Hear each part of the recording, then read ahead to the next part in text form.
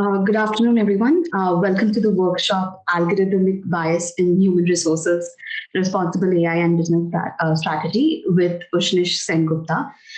I am Jalpa, moderator for today. I am an AI researcher at University of Windsor. I would like to take the pleasure of introducing our speaker today.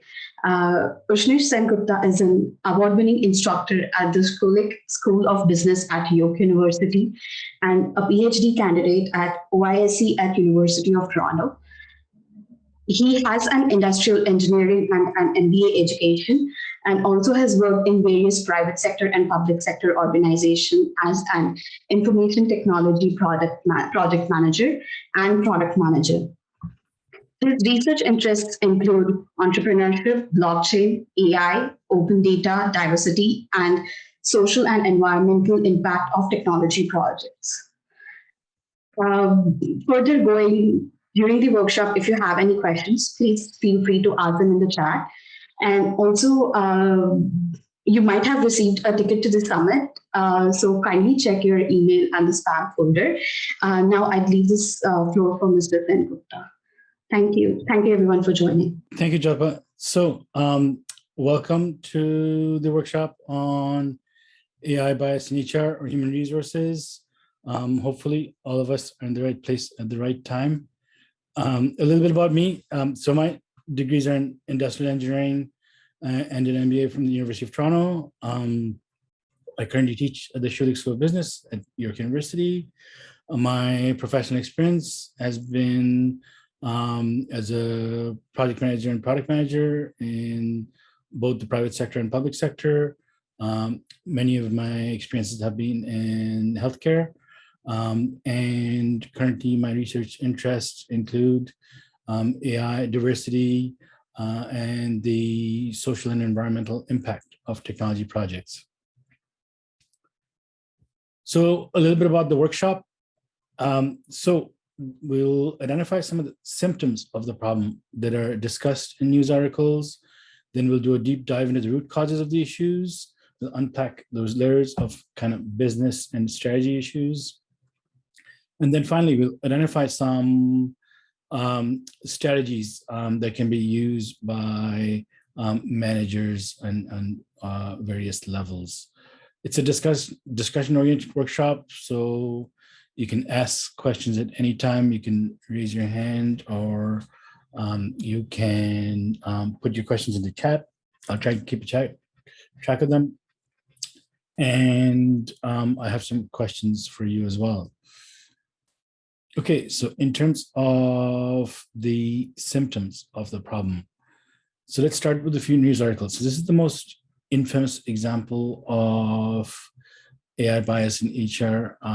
For those of you not familiar with it, it's about how Amazon was developing an AI-based tool for its internal hiring purposes, and it had to scrap it because it was biased against women. Here's another one. Another news article where, for example, HireVue, which was using facial recognition as part of its hiring process, as part of its hiring algorithm, essentially had to stop that practice. Third example, HR is not only about the hiring process as in terms of interviews and resume reviews, but it's also about advertising jobs. So the question is, who do you advertise it to? And this is another example where Facebook, for example, was called out for advertising particular jobs to some very specific demographics. So let's take a little bit of a deeper dive into that Amazon example, since it's the most well-known example. So essentially, the model that was built was dependent on internal human resources data at Amazon, with the emphasis on matching characteristics of job candidates with characteristics of employees who have done well at Amazon. So the idea being, hey, if you can identify the characteristics of employees who've done well at Amazon and then match the potential job applicants to those characteristics, we'll end up with people who will do well at Amazon. So here's the problem. The model ended up excluding women from the top choices. not that the model was provided with gender as an explicit parameter with each application, but learned to identify gender through activities people put on resumes, like, captain of the women's chess club.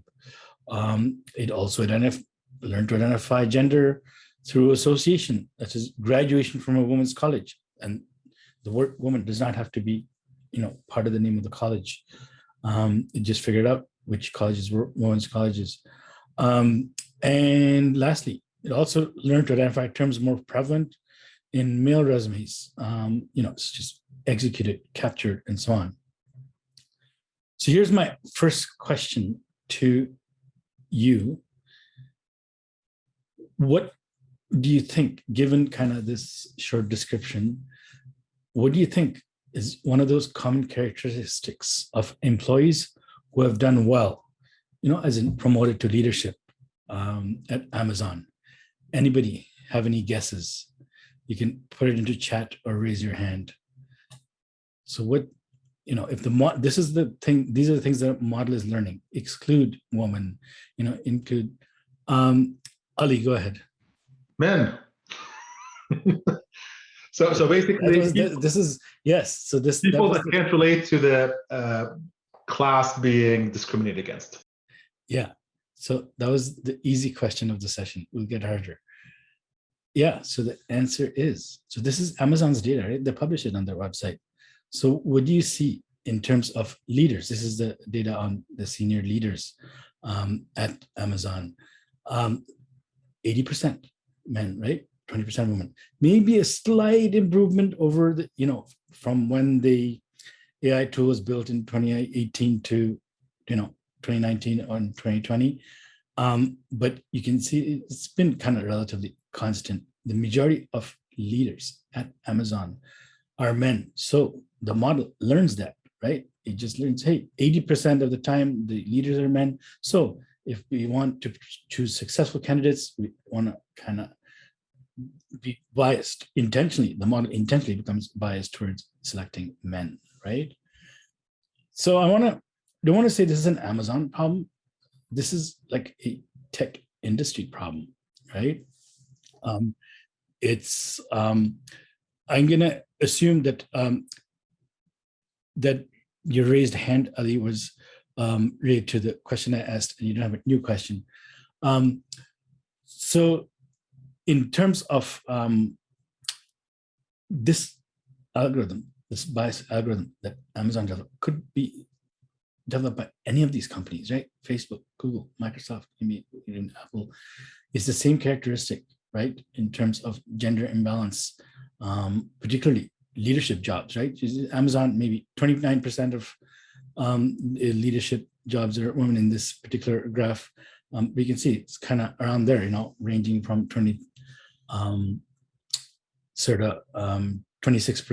to 34% in that range for all the large tech companies. So again, it's not purely an Amazon problem. I would position itself as a tech industry problem. So here's the other angle I want to talk about here. So you might say, hey, that was a one-off project. Yes, they kind of made an error or didn't maybe necessarily look at the parameters they should have been looking at, or didn't have the right people on the team. So I would tell you, this is not Amazon's first rodeo, right? It's not its first product with gender bias. So this particular study was done by sociologists, right? Looking at the different voice assistants, including Siri and Alexa, and essentially testing them for sexual harassment. So what's sexual harassment? It's I've blanked out some of the words because this is public presentation, but you can look at the study and see what they say. So kind of using some of those words that are making unwanted comments towards a woman, and what you normally get a response if you do it out in public would be, okay, it's not a welcome comment, it's not appropriate, and so on. So you'd expect the voice assistant to give similar responses, not appropriate or unwanted comment or something like that. But no, in many cases, and you can see the last row there, comments about the bot's sexual appearance. It's a voice bot. It has no physical appearance. So you're sexy, and you can see some positive responses and so on. So again, it's the characteristics of who designed this particular product, right? Again, given the engineering teams, given the makeup of the engineering teams, you can guess that most of the team was made up of men, and they thought, some entertaining or funny responses in response to some of these questions would be appropriate. They're not, right? So that's one example. Is another example. So again, a very infamous example of gender and racial bias, right? So that intersectional kind of issue where these different facial recognition algorithms were tested. And many of you know that facial recognition algorithms work much better for lighter faces than for darker faces. But in addition to that, right, that intersectional property also for men over women, right? And you can see that from the data on this slide, right? So again, the point from these two additional examples is that Amazon hiring algorithm was not Amazon's first product with some kind of gender bias embedded in the system, right? So it's much more of a systemic issue than it is like a one-off product issue. So in addition to the kind of ethical kind of grounds for not discriminating, maybe even legal grounds for not discriminating, I'm going to argue that this is also an ROI issue. So Amazon invested millions of dollars into this solution, into this internal kind of product, but had to scrap it, right? So that's a loss of that investment. Amazon's not the only one, right? I also mentioned HireVue. Again, millions of dollars invested into some kind of facial recognition algorithm that it was selling as part of its package of tools, as a suite of interview tools. Again, had to scrap it. So again, a revenue loss, a loss of return of investment. And I also mentioned Facebook and its advertising model. As you know, as most of you know, Facebook's business model is based on revenues from advertising mostly. And so if you are not being able to gather those advertising revenues from doing very specific ads to specific groups, that's a loss of revenue.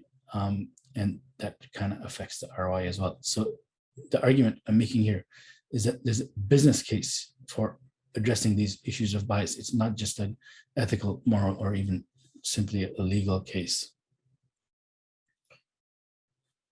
This is hot off the press. Yesterday, I came across this article. So New York has actually passed a bill requiring bias audits of AI hiring tech. So, the types of technology we were talking about. And so that's an additional cost. We'll talk about audits a little bit later in the presentation. But if the industry can't sort itself out on these issues, they will be legislated into doing so. Starting with New York, and other jurisdictions are not necessarily far behind. Yeah, so the example I provided in terms of Amazon, there was looking for keywords in resumes, right? So the issues of AI bias extend far beyond issues of keywords in resumes. The HireVue example provides an example of AI bias in facial recognition, lighter and darker faces, male and female faces, and so on.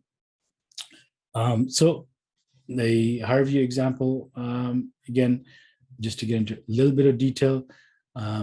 So according to HireVue, 10 to 30% of a candidate's score is based on facial expression, or was based on facial expression.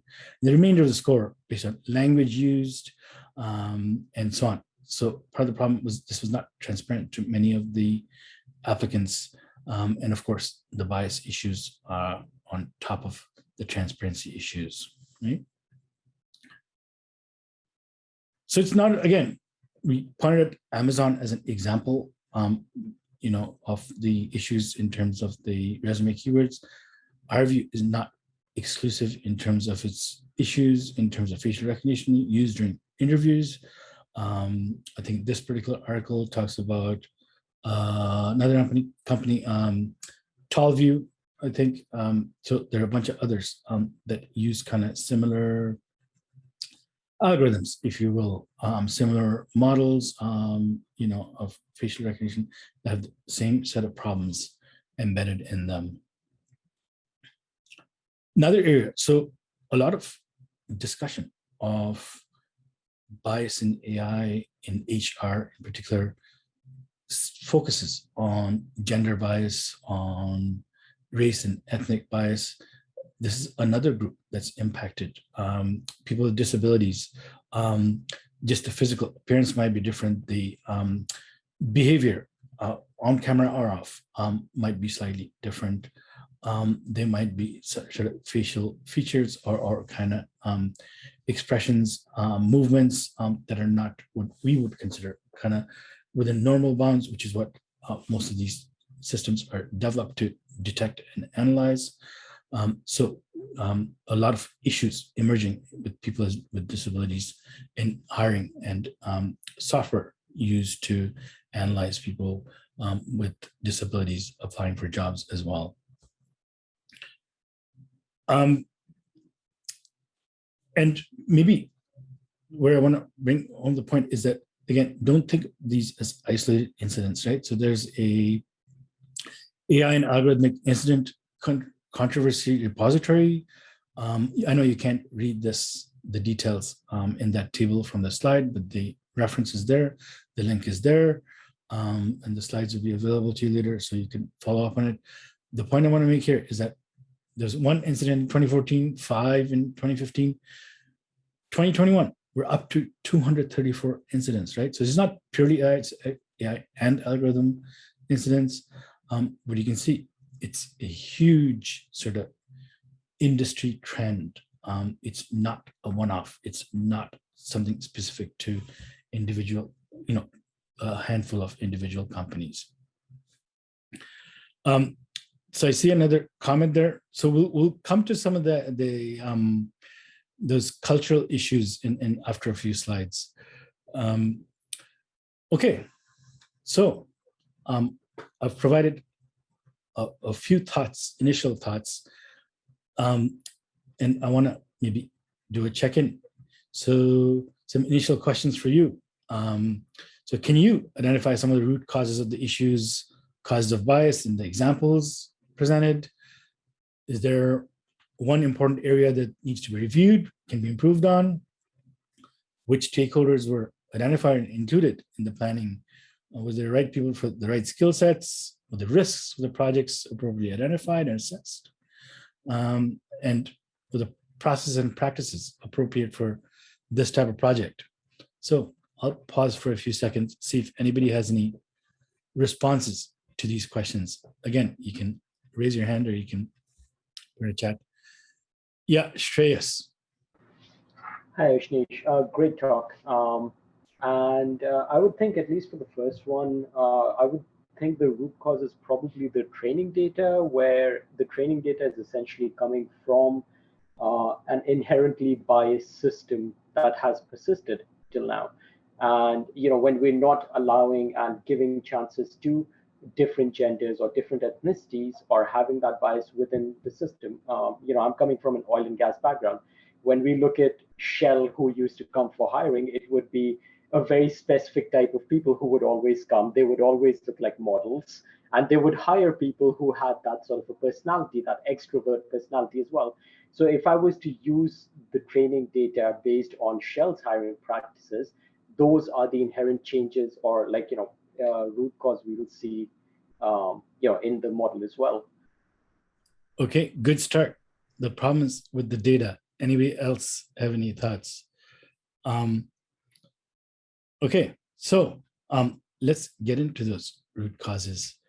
Yeah, so let's start at that point that Shreyas mentioned. So, AI bias isn't necessarily a data issue. It's also a diversity issue. And what the argument that has been made is that, look, the people on the team have to be able to identify the issue, have to be able to identify the issues with the data if the issues are within the data purely, right? But if you don't have that diverse team, you're not going to be able to identify those issues. Those issues are not within your realm of experience. You're not going to be able to identify those issues. So we talked about this kind of baseline data, right? Ground truth. This is Amazon's data directly. We also talked about how this is not just an Amazon issue, it's a tech industry wide issue. This is Canadian data for those of you who are Canadian. So far I've presented mostly American data, and you might think, hey, Canada must be better. We're kind of the land of equality and whatnot, right?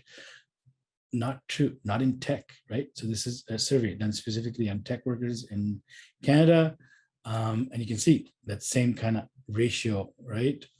80-20 in terms of the share of the workforce. The trends. So what are the trends? You say, okay, maybe that's all historical and things are improving. The trends, though, are not positive.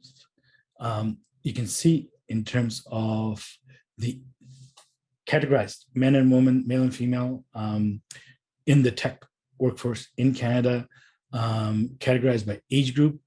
And you can see at the younger ages, starting from 15 to 24, 25 to 34, 35, that you have some minus signs. That is a decreasing number of female workers, right? So, the trend is not going to solve itself. The problem is not going to solve itself. If you're saying, hey, look, this whole gender imbalance issue is, one of the root causes of these issues we're seeing in AI bias, particularly with gender, and one solution is to diversify the industry, diversify the project teams, between men and women. The overall trend is not looking good.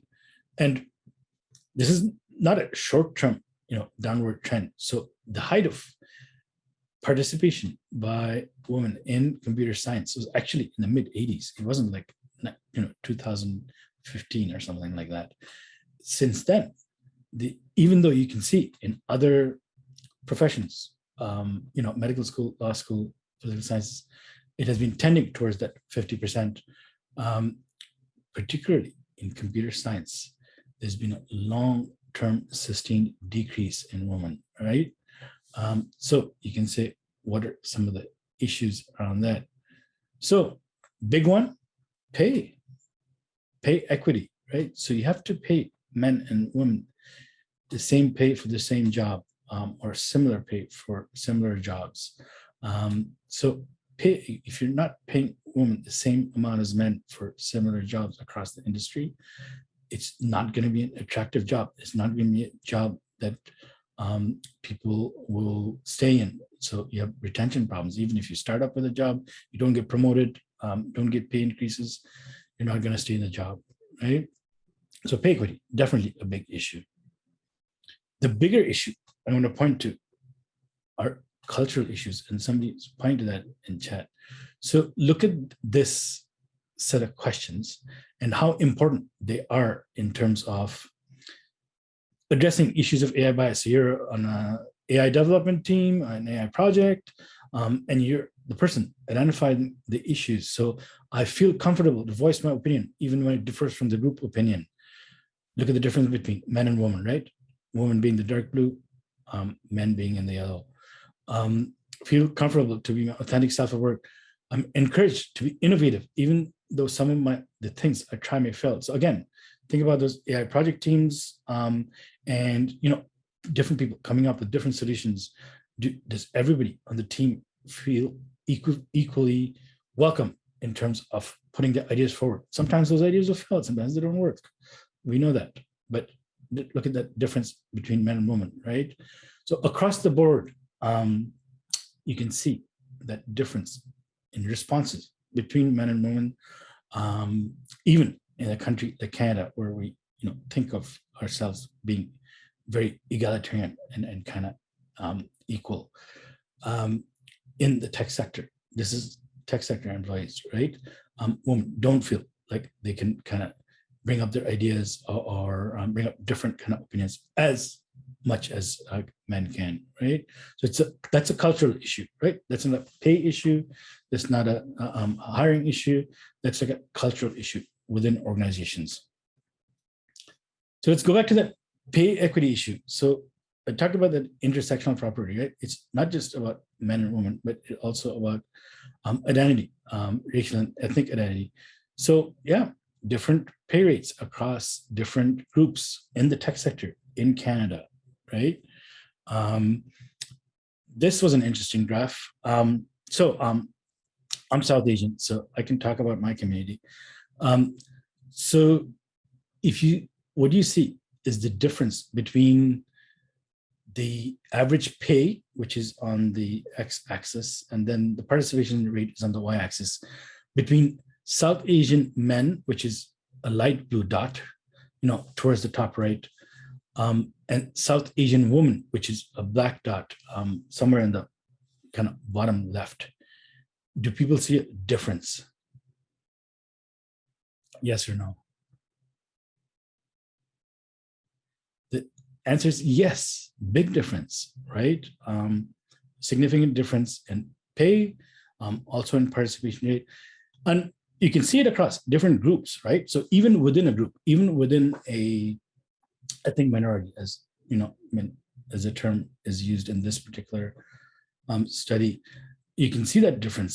Whether South Asian, Japanese, West Asian, Chinese, men and women, right? Different pay rates, different participation rates.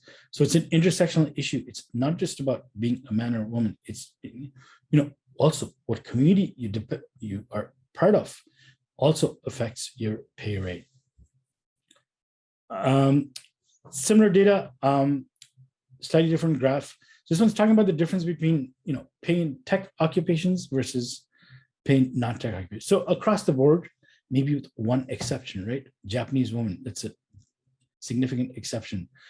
Whether if you work in tech, essentially you get paid higher, which is why many of us, including me, are attracted to jobs in tech, right? You get paid higher, you get paid more than a similar job in a non-tech occupation. But again, you see that difference in this graph. The males are the black dots and the females are the light blue dots. Even if you get paid more than you would in a equivalent non-tech job, you still get paid less if you're a woman. And depending on which community you are a part of, that kind of difference grows or shrinks between men and women, right? So just because you get paid more in tech doesn't mean you get paid equally or equivalently to men, even kind of if you're comparing kind of similar within group men and women in terms of differences. Yeah, so that maybe the table again brings home that point, saying, hey, if you're a man, you're probably doing okay. In particular, in immigrants, immigrants are attracted or maybe even prioritized in terms of the immigration system based on your skills, based on your ability to get a job. So if you're a man, you're probably doing okay in terms of that pay equity as an immigrant. But if you're a woman, there's a big difference.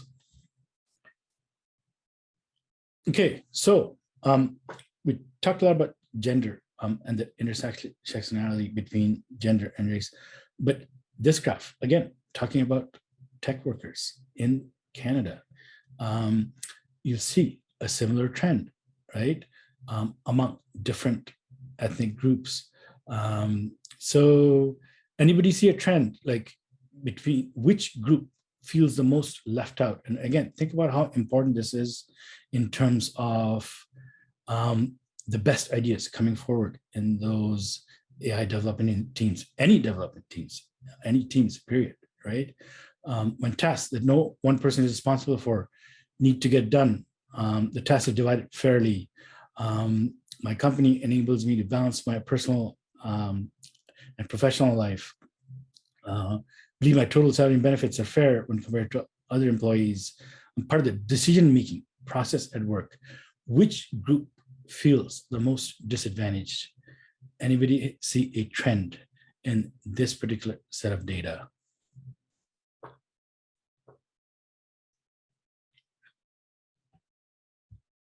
Okay, so the answer is Black employees, right? So if you see the dark blue lines, no matter what the question across different groups, Black employees feel less included, less able to put forward their ideas, and treated less fairly, and so on, right? So it's kind of a dual issue again: gender, race, and that intersectionality between both of them. Same sort of kind of set of questions that were asked between men and women, if you remember. Feel comfortable to voice my opinion, comfortable to be authentic self, encouraged to be innovative, even though some of the things I try may fail. Again, the point being, Black employees across the board, you see a lower number in terms of survey response. So again, think back to those examples, the intersection examples, where it's not just a gender issue, but a gender and race issue. How not necessarily all the best ideas come forward. Not all employees, not all members of the group, not all members of the team feel that they're able to put forward their ideas, their solutions, even risks in various projects. Okay, yeah, in Canada in particular, there's lots of questions to be asked. So not only is there, if you're on the team, there's kind of exclusion of those ideas, but even underrepresentation of particular groups like Indigenous communities.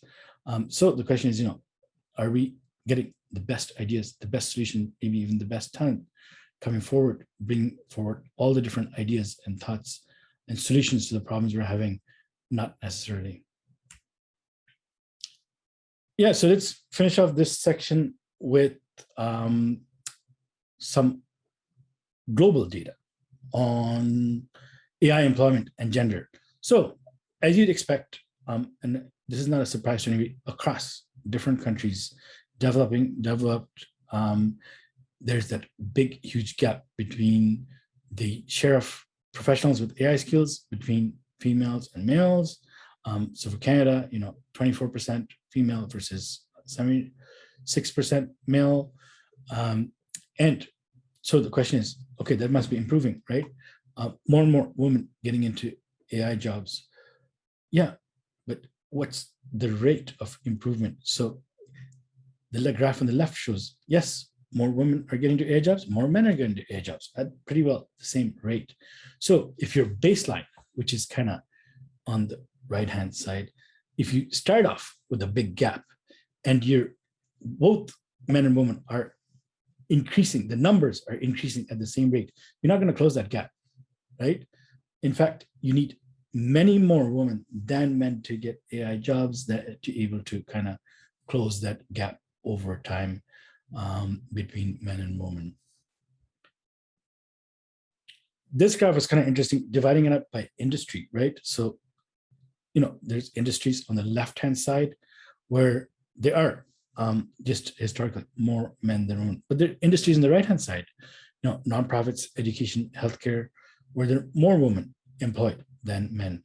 But what about we look at AI employment, right? And the gender gap between the AI talent pool, the higher the better, right? So even in large industries like healthcare and education, where there are more women than men, the number of AI professionals who are women are not necessarily better than a bunch of other industries on the left, where there are more men than women. Maybe the only exception is nonprofits, where nonprofits are doing better in terms of hiring more women, AI developers, scientists, etc., than other industries, right? Still not, 50-50 or any kind of parity, but maybe there's something to be learned from nonprofits. But to me, the surprise was actually in education and healthcare, where the baseline in terms of the industry as a whole, there's more women than men. But when it comes to hiring AI developers, AI scientists, there's a tendency in our culture to assume that men are better AI scientists or better AI developers, or there are more of them, so they're the ones that should be hired. Yeah, so in terms of, again, going back to the business case for diversity, and this study is done by McKinsey, global study, right? It's not country specific, talking about the financial benefits of diversity. On the left-hand side, the 3 bars show the benefits of gender diversity, and the right-hand side shows the benefits of ethnic diversity, again, related to financial performance, serving hundreds of companies across multiple countries. So I would say that the business case for diversity has been made many times over, but we are still kind of going back to that list of kind of AI incidents. There's a lot of cultural change that still needs to happen in the industry. Otherwise, we wouldn't be racking up these numbers of kind of AI and algorithm-related incidents across the industry. Yeah, and maybe the last curve I will throw at you in this particular section is that diversity alone will not be the solution to bias. So if you're just looking at that numerical quantitative diversity, yeah, we'll maybe over time achieve gender parity in our teams or across our company, and maybe sort of quantifiable ethnic diversity and so on. But you didn't change the culture. Going back to those culture questions. Remember those surveys where women didn't feel included in terms of bringing forward ideas, solutions, risks, problems. Black employees in particular, again, among the ethnic groups, didn't feel welcome in bringing forward their solutions, ideas, risks, problems, just by putting people on the team or hiring people doesn't solve the problem if you didn't change the organization's culture. The organizational culture stayed the same. Yeah, so again, I'm going to pause here and pose a set of questions to you. So what would you do differently as a manager? What types of diversity and expertise do we need on AI project teams? Would diversity of project team members by itself address the issues in the case study that we presented? What about organizational incentive structures, and how do they connect to the issues raised for the case study? What about the role of organizational culture that we have talked about in terms of a couple of surveys in identifying the issues for the case study? What are some of the roadblocks? The business case for diversity, again, it's been made multiple times by multiple organizations, multiple research studies across different countries, across different contexts, across different industries. So what's the roadblock? And then is there a gap between the overall business case for diversity at the organizational level, where, from the top, the words are always, yeah, we do believe in diversity of employees and so on. But at the level of individual projects, particularly when it comes to AI projects, we don't necessarily see that those principles trickle down or maybe be implemented on the ground floor. Anybody have any responses or thoughts to the questions I'm presenting here?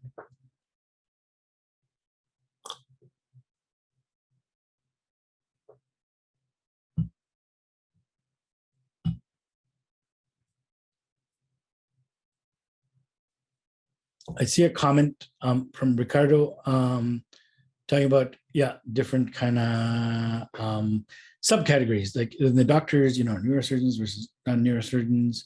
And then the question would be, so why is it that more neurosurgeons are men, right? So the same parallel question is sort of, why are more kind of machine learning experts or natural language processing experts men, right? So I see another comment by Rami. So that's, again, going back to the cultural issue. So if, the majority of management leadership belongs to a particular group, you're less aware of issues for that group. You're less aware of kind of the benefits maybe people from other groups will bring. You're maybe even more likely to hire people that look like you, that talk like you, that kind of have a similar background.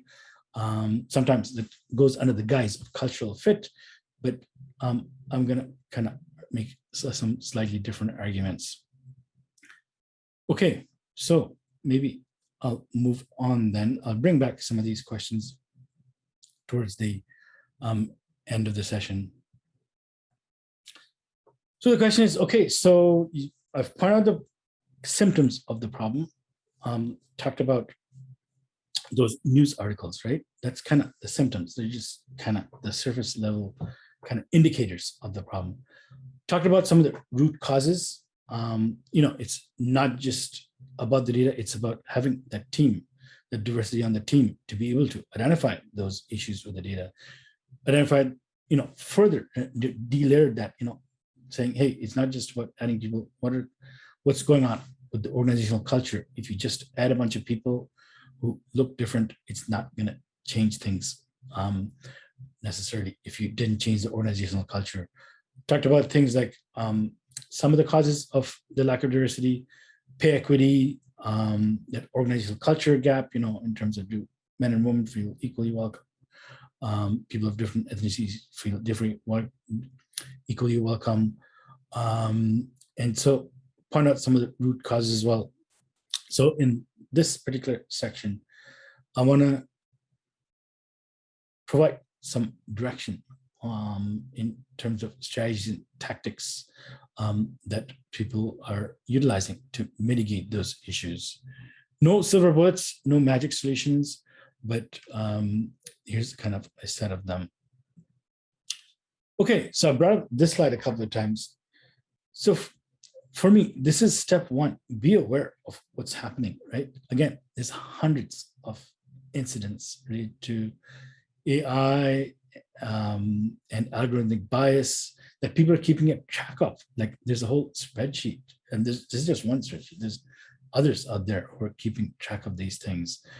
You don't want your company, your organization, your government department, whoever you work for, to be one of the stories on these lists. These are mainly news stories, so publicly available reports, news stories, types of other things. And one of the ways I would say mitigating that risk is be aware.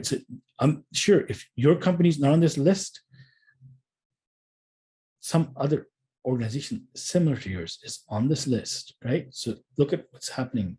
Look at your competitors and others related in your industry, what they're experiencing and they're being reported for, what they're being called out for. And, utilize that knowledge. Don't wait till there's an issue or a blow up in your own organization.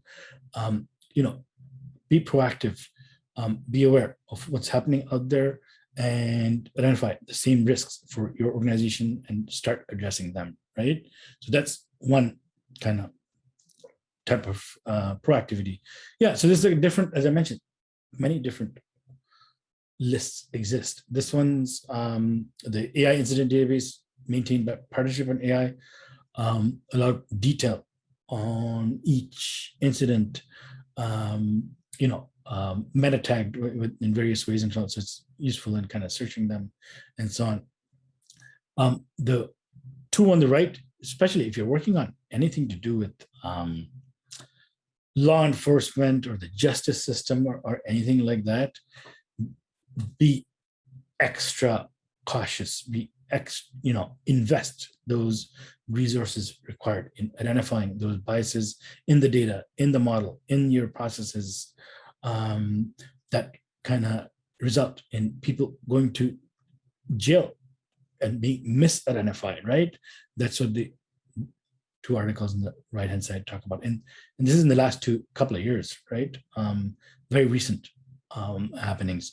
So it's not that it's like a risk of misidentification and there's a risk of somebody going to jail and being misidentified.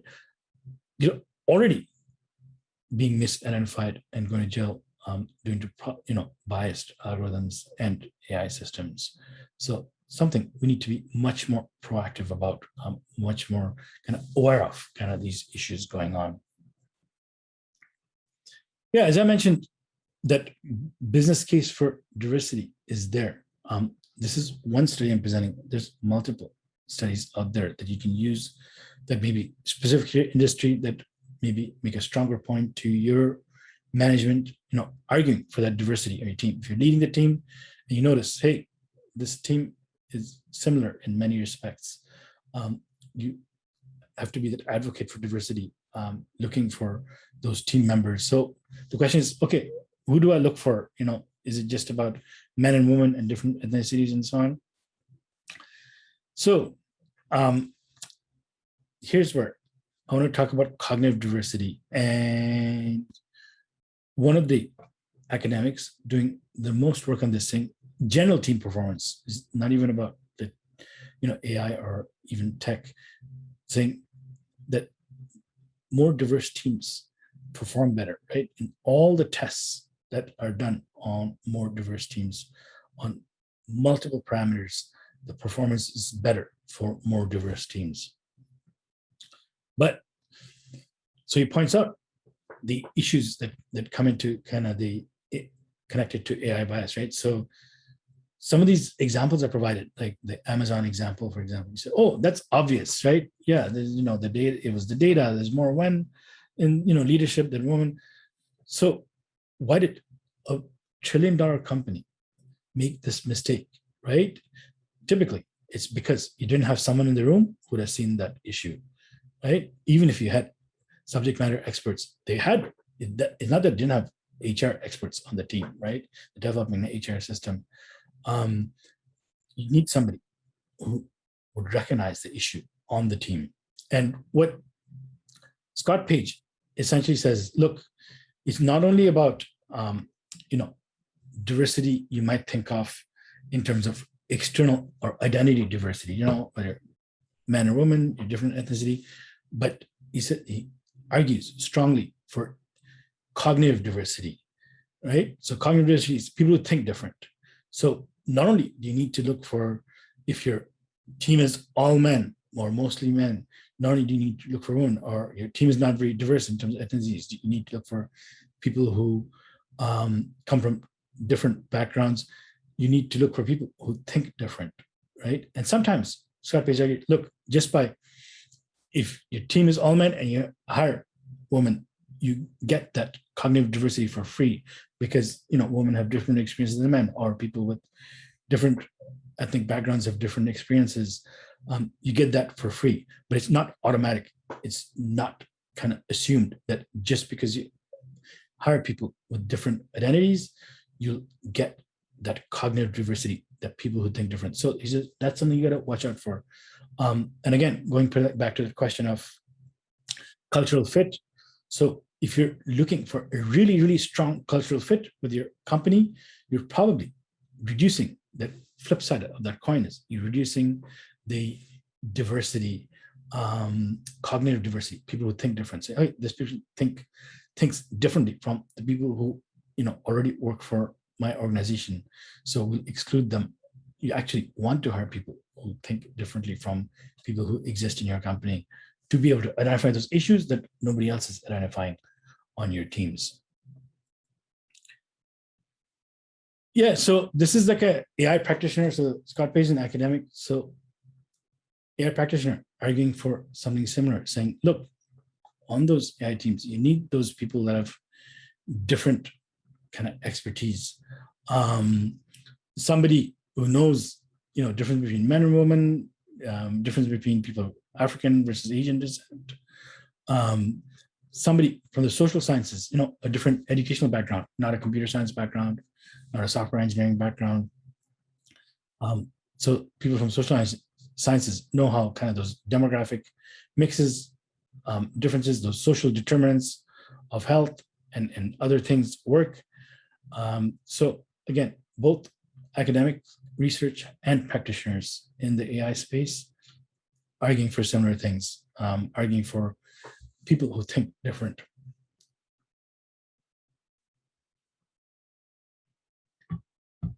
Okay, so another issue that needs to be addressed. So a lot of people, when it comes to kind of issues such as diversity, a lot of social washing and ethics washing going on, right? So again, there's people maintaining lists of saying, hey, so you made this statement about diversity in your company, typically from the CEO or from a company leader. Here's what your diversity report says. Here's your number of employees. Here's your number of Black employees. Here's, have you improved? Have you not improved over the past couple of years? So again, organizations are becoming much more accountable. It's not just enough to say that, hey, we'll develop a more diverse workforce or we'll fix our issues with AI bias. You actually have to do stuff, and because people are keeping you accountable. Audits, big topic.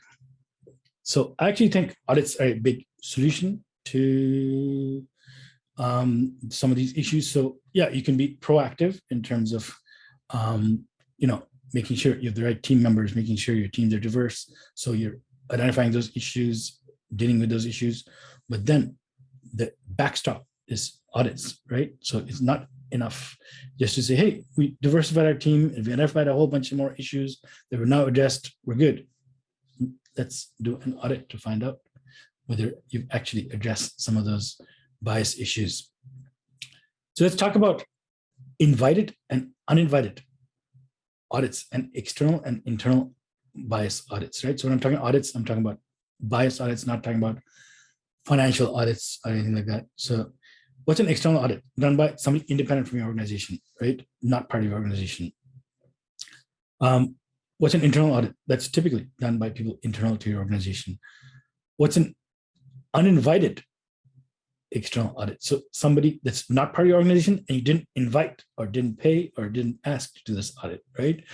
So it's invited and uninvited. So in this example, maybe talk about the benefits. So some of you know this example where there was racial bias found in a major healthcare algorithm, particularly Black patients losing out on critical care when systems equate health with needs, with costs. In this case, the researcher that did this audit, that did this research, Zaid Obermeyer, actually, decided to work with the company, with the organization, in this case, Optum, to fix that issue. And this text kind of described that, hey, look, I'm not there to just simply point out the issue. I'm working with the organization to fix the issue. So that's kind of an external audit. It wasn't invited. It wasn't, commissioned. It wasn't paid for. This researcher did the audit, but then again, is helping the organization fix the issue. Well, what happens when you have an external audit published like that? The regulators take notice. So in this particular case, the New York insurance regulator is probing the company saying, look, now that we know your algorithm is biased, you have to do something about it. And they sent a letter to the organization saying, look, it's not the regulator's job to identify bias in your systems or your algorithms.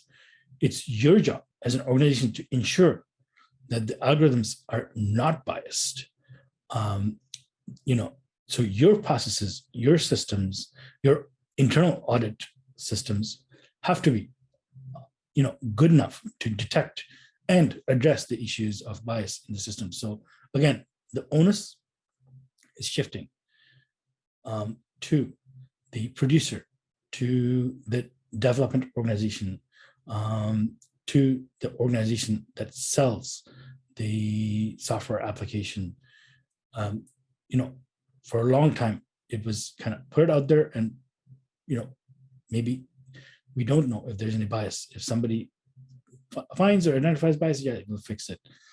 Now that onus is shifting very much so. The onus is being put on the organization who develops the software to make sure that it's unbiased or,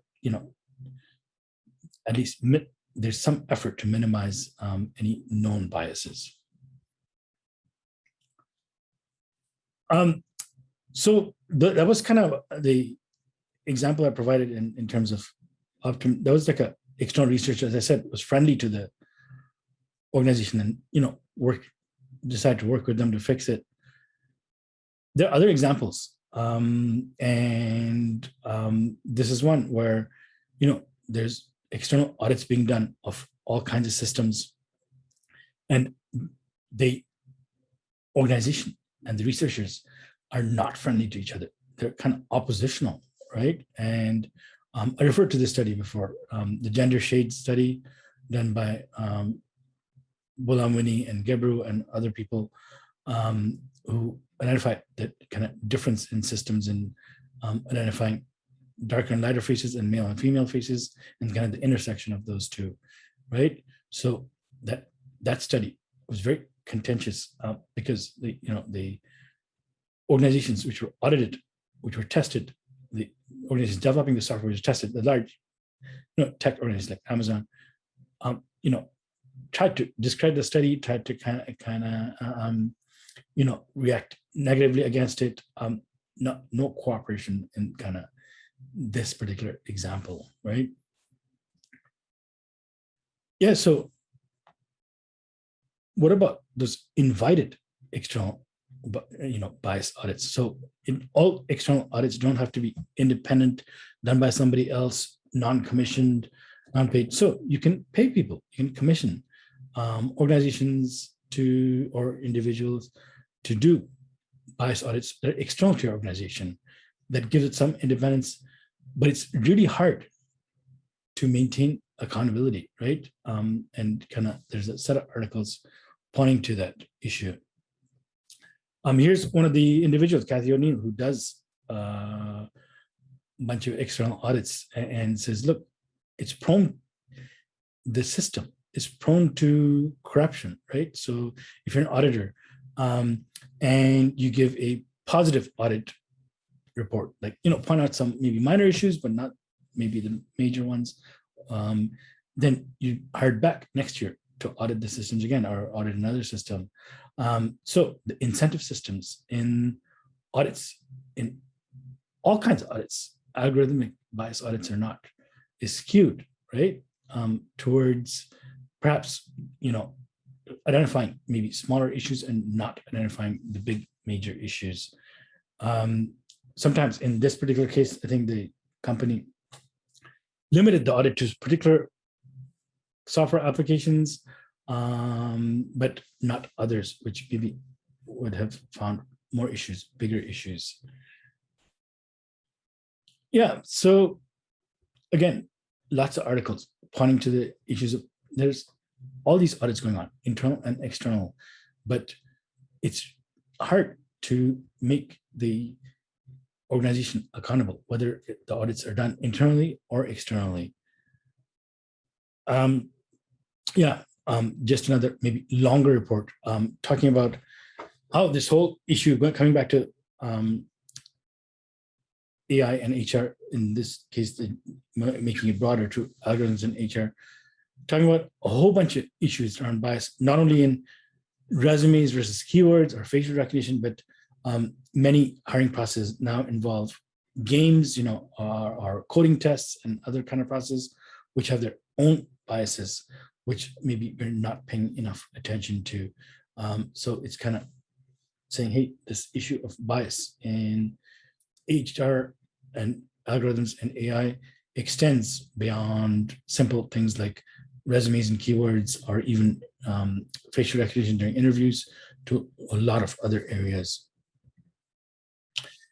Yeah, so just going back to the issue of, okay, so why would these issues of independence, accountability arise? If you're doing, if you have an organization, we did whatever we could in terms of internally ensuring we identify the risks, identify the solutions to the risk, mitigate the risks as best as possible, maybe even right from the beginning, make sure we have a diverse team that can identify those issues in the first place, and dealt with them appropriately.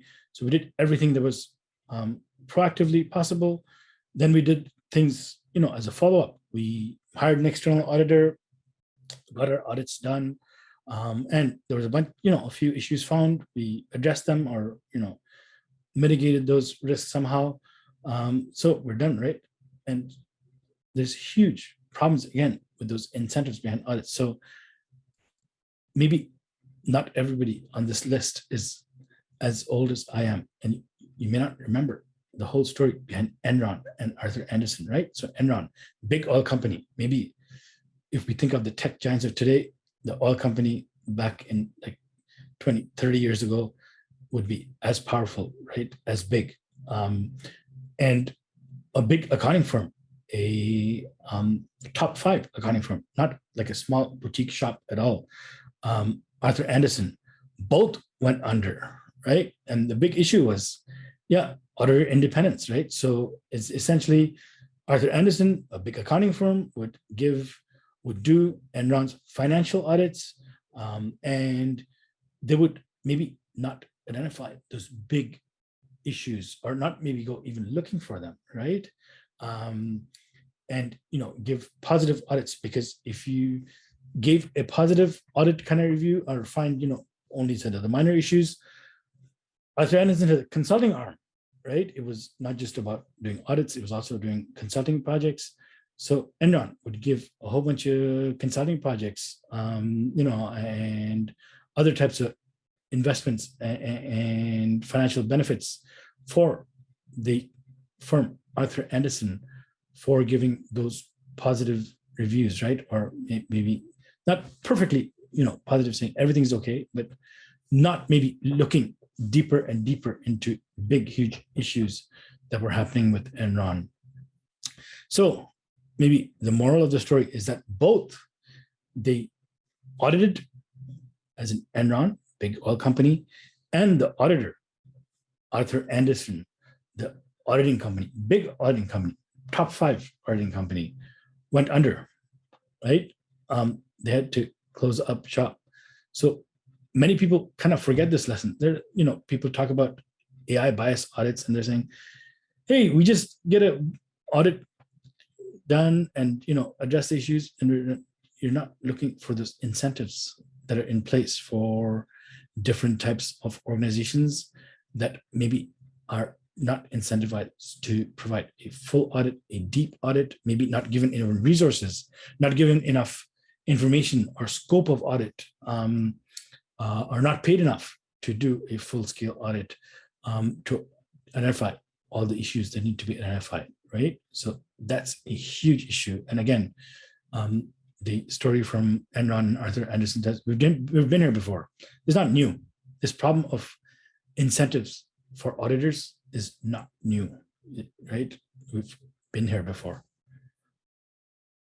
Yeah, so just kind of summarizing some of those issues in a table. I would say conduct both internal and external audits. They have their strengths and weaknesses. You can't just conduct one and say, we're done. So external audits, of course, you can identify risks that were not identified internally. That's the whole purpose.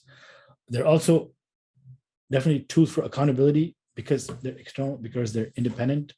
If some of those audits are made available publicly, or even the summary is made available publicly, there's some accountability, some credibility given to external audits.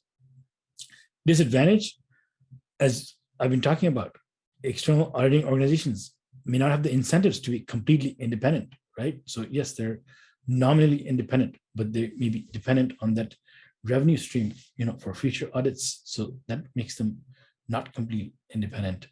And therefore, some risks, don't get even identified or assessed. So that's one of the disadvantages of external audits. Internal audits, again, a bunch of advantages. You could apply them to all projects in your organization, right? You can tailor them to your organization's culture, your organization's strategy. You can, have a graded system, deeper audits for bigger projects, lighter audits for smaller projects, and so on. The disadvantage, though, is that most of the time, internal audits typically non-mandatory, not followed by all projects consistently. No enforcement mechanisms.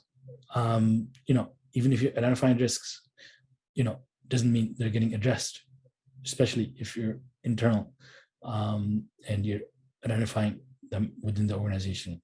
So here's a couple of public examples we've come across. Many of you know the story of Timnit Gebru and how she and a bunch of co-authors produced this paper talking about Google's AI systems and how they're problematic in certain ways. And essentially, she got fired. So I'd say that's a story of an internal audit and how things can go wrong. Like somebody internally pointing out problems for your company's products, and the company fires them, right? Instead of necessarily addressing the issues. Here's a more public example where the Facebook papers, right? Where there's dozens of internal Facebook studies, reports, presentations talking about some of these toxic effects of its own algorithms, but they didn't necessarily address those issues, didn't necessarily do anything with them. So again, two examples of internal audits and the disadvantages that, just because they identify those risks doesn't mean those risks get addressed. So just going back to kind of this table, does that mean don't do internal audits? Of course you do. There's still value in them, in identifying those issues internally first, maybe. Just like for financial audits, you don't hand over all your books to an external auditor before doing an internal audit first and trying to address any issues that you identify. So the same way, you do your internal audits first, and then you also do external audits. Both have their advantages and disadvantages. Both of them will identify those biases in your AI products, processes, procedures that maybe you don't necessarily identify yourself as a team. Okay, so maybe moving on to the concluding questions. Yeah, so some of these questions I asked, 2/3 of the way through. So again, what would you do differently as a project manager for the project, as a functional manager for the department? What types of diversity and expertise do you need on the project teams? Will the diversity of team members by itself address the issues of the case studies presented? What's the role of organizational incentive structures and organizational culture in identifying the issues? And then finally, talked a bit about audits. What are the benefits and advantages of external bias audits? What are the benefits and advantages of internal bias audits? Okay, so I don't see any hands up or any new chat comments. So yeah, just want to summarize the points I made in the last section as kind of the key takeaways. So number one, maintain an up-to-date awareness of what's going on, not just internal to your company, right? What's going on in the industry. As I mentioned, there are people keeping lists of, news stories, reports coming out of algorithmic bias issues, AI bias issues. That's a starting point, but if you sign up to different newsletters, you'll be aware of what's going on. That's kind of like a proactive strategy, right? If you're aware of what's going on, if you notice an issue that may be similar to your organization, that is similar to the type of project you're working on, you should be able to take that information and identify that it's a risk for your project, for your organization, and be able to address it. Second item, diversify those teams. Made a couple of points about gender diversity, ethnic diversity, also in terms of ability, disability, an area that's growing in importance. So if you don't have those diverse teams, so the question is, what happens if we don't have those diverse teams? Your ability to identify the problems becomes lower, right? Your ability to define solutions to the problems also becomes reduced. So having those diverse teams, identifies the problems, which maybe a non-diverse team wouldn't. B, identifies the solutions and the ability, develop and work on the solutions, which maybe a less diverse team would be less capable of doing so. On the topic of diversity, hire for cognitive diversity in addition to other types of diversity. So people who think different, not just people who look different, but also in addition think different, might have different background, might have a different, educational background, a different major, a different field of study, a different set of experiences than the majority of members in your team. You want multiple people on the team who think different to be able to come up with those different issues, with those different solutions, then your team would be able to come up if it wasn't as diverse, didn't have that cognitive diversity, people who think different. Avoid social washing and ethics washing. Don't just say stuff, do it. People are keeping organizations accountable. If you're going to say our teams are diverse, then make sure your teams are diverse. If you say we are solving our AI bias issues, solve them, right? Or address them. Not many of them have easy solutions. So avoid social washing, ethics washing. It becomes obvious. And as I mentioned, with more and more organizations being held to account, your organization might end up being a news story, and you don't want that. Audits, perform both internal and external bias audits, right? So talked about the advantages and disadvantages of external bias audits, talked about the advantages and disadvantages of internal bias audits. Do you need one or the other? My answer is you need both. The two of them work together. The two of them identify issues that each one wouldn't, between the advantages and disadvantages of each, one makes up for the disadvantages of the other. So that's kind of my sort of advice to people working on projects and trying to address issues of AI bias. Any questions, comments? Yeah, Shreyas. Hi. So I was just wondering, what's your thought on governments essentially making their own arm for auditing companies when it comes to AI? And do you think it's something that now we should actively look into? Try to get ahead of the problem. I mean, how far ahead we can at this point, or do you think company-based external and internal audit is better in that sense? Yeah, so I mean, kind of a two-level answer. So one, the government in various jurisdictions don't have that capability to audit every product and every system, right?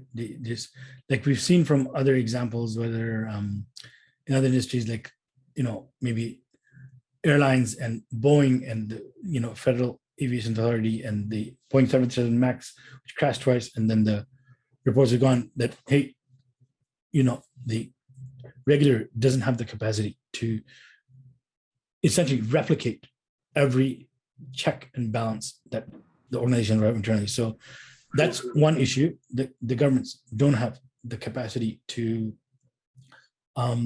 do this. So you have to depend somewhat on different layers of audits in industry. One, internal to the organization. Two, external. Like when I say external, not even a government audit yet, right?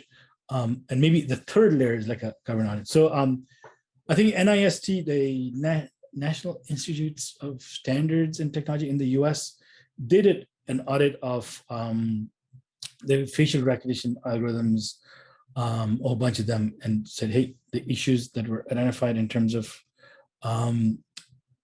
race and gender bias still exist in the majority of algorithms we did. So once in a while, there is a one-off study or research project done by governments to look at these issues, and they'll identify those issues. That's fine, but they don't have the capacity to do it continuously. Another issue with, maybe I'll talk within government itself. So in Canada, where I live, and I'm assuming most of you live, the government of Canada has an algorithmic impact assessment policy. Let's put it that way. It's a checklist, and problem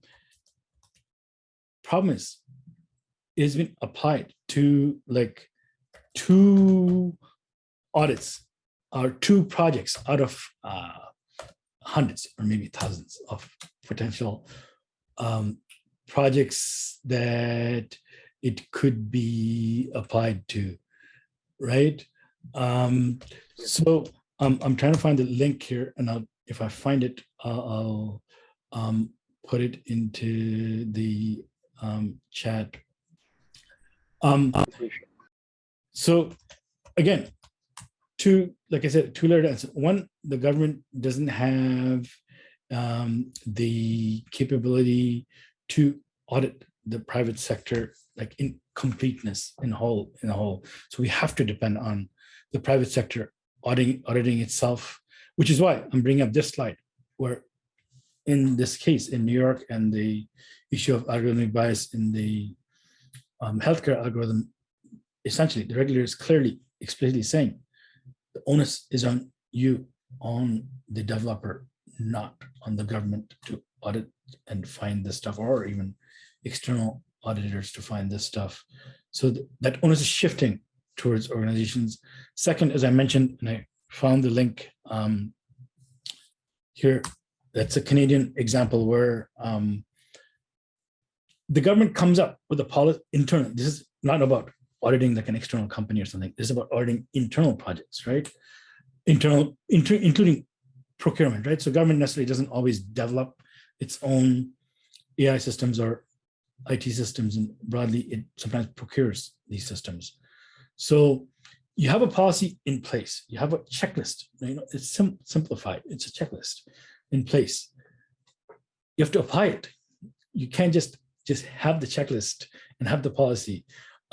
So that story talks about in Canada how the government has that policy of algorithmic impact assessment, has a checklist in place, but essentially doesn't apply it really. So they've applied it to like 2 or 3 projects out of, I don't know, 200, 2,000, 3,000 potential projects. Yeah, so that's my answer on the government. So they're thanks a lot. Yeah, that really helps. Thanks. Part of the puzzle, but not the only solution, or not even the primary solution. Yeah. So there's a question here from Paul. In your opinion, are we at risk of government regulation of AI? Oh, absolutely. It's not only coming. So here's an example where, as in, the letter to the insurance company from the regulator saying, look, A, address this issue. B, the onus is on you. And more recently, as I mentioned, let me see if I can navigate to it. There is the example of New York auditing or requiring the bias audits for HR algorithms. Yeah, this is the one. Yesterday, right? This law was passed yesterday. So do I think there's a risk? That risk has been actualized. It's real. It's happened. Government is regulating. It's not like, hey, there's a risk of regulation down the road. No. Here it is. The government says, okay, industry, you're not able to sort out this problem yourself, whatever your internal control mechanisms are. So we'll regulate. We'll require you to have those bias audits. You're not doing enough bias audits internally or externally or in a combination. We may be, right now, the law is a little less prescriptive on what that bias audit requires or entails, but now it requires it, right? Just like, in the financial industry, maybe 100 years ago or whenever, there was no financial audits. Companies reported whatever they wanted and say, hey, that's our revenues and that's our profits, right? So some people believed it, some people don't. Other people said, hey, we require audits, external, independent audits. And we're going through that same process. So now we're requiring audits. Then we'll see how independent those audits are, how good those audits are, and maybe there might be even more stricter regulations on how independent those audits are. So yeah, my answer is it's no longer a risk, it's a reality. Government regulation. The other example I didn't bring it because it's not a HR example is the legislation stopping facial recognition, use of facial recognition software across multiple jurisdictions in the United States in particular, maybe even some other places, particularly by law enforcement and so on. Like we all know, facial recognition is particularly problematic. It's kind of some people call it the kryptonite of AI, right? And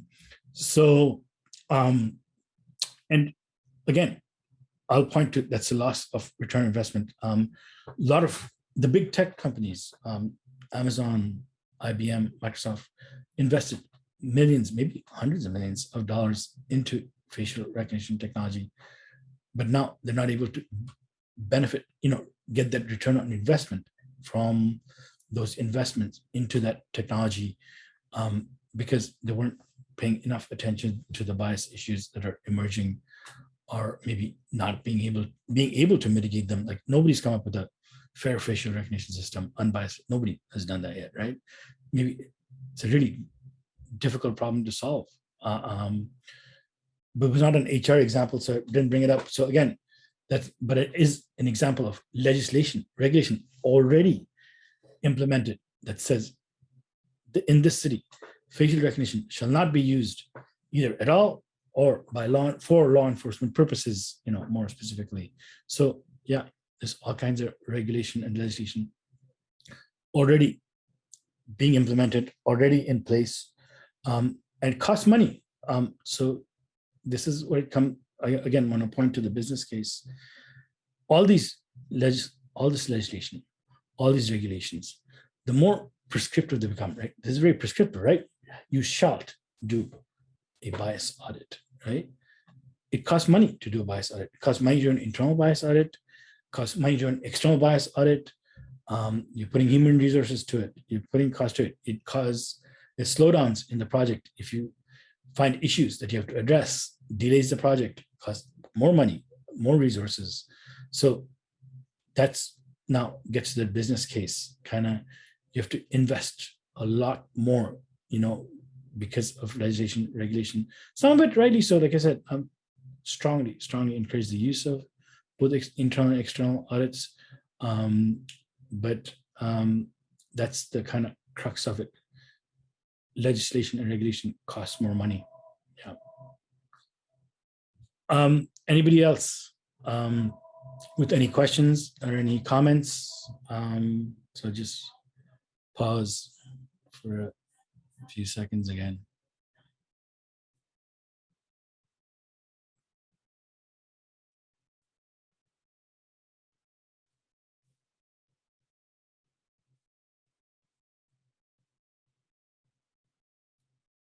Okay, yeah, so we only have a few minutes left. I'll just put my contact information up.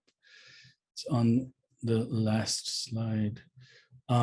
Feel free if any other, I provided a lot of information to you, a lot of graphs and data. This presentation, I think TMLS makes it available to you through email or through other means. So you can look at those references. Each of these stories, I've referenced them. You can follow up on it if there's an interest in any of these areas. And yeah, so feel free to connect with me on Twitter. It's Ultush, ULTUSH. You can email me, u.sengupta@utron.ca, or connect through LinkedIn. Thank you. Thank you for your presentation. It was highly interactive and very insightful. And I'd like to thank the audience also for joining us today for this presentation. Hope you all enjoyed it. Yeah, thank you. Yeah. So you mentioned you're researching AI as well. What's your area of research? Yeah, I'm researching on revenue forecasting, and my thesis is on that. I'm doing my master's at University of Windsor, and I've been using deep learning techniques and NLP for revenue forecasting in movie industries. Yeah, and maybe are you working with kind of any like business intelligence vendors or other vendors, or like a particular company or? No, I have been doing this work by myself so far, and I'm in the process of reaching out and getting more industry involvement, you can say. So I was just doing the literature study and gathering initial results and optimizing so far. Yeah. Does Windsor have a pretty strong sort of AI department or a faculty which is kind of strong in their kind of AI capacities? Or? Yeah, we at the university now, it's really a good growing department, and with collaboration with Vector Institute as well, the university has been showing a lot of research interest in using AI in various fields. So some of the highlights are in molecular biology or vehicular networks, and something like what I'm doing, which relates to revenue forecasting or even opinion mining and text mining. So a wide range of AI interests currently in research. Yeah, sounds pretty interesting. Yeah. Just maybe waiting around for a minute just to see if there's any other. Yeah, sure. I think anybody who had questions or comments are already done, right? Done, yeah. That's like. Okay, I'll stop sharing and sign off then. Yeah, I hope you have a very great rest of the day. It was nice meeting you today. Yeah, thank you for moderating.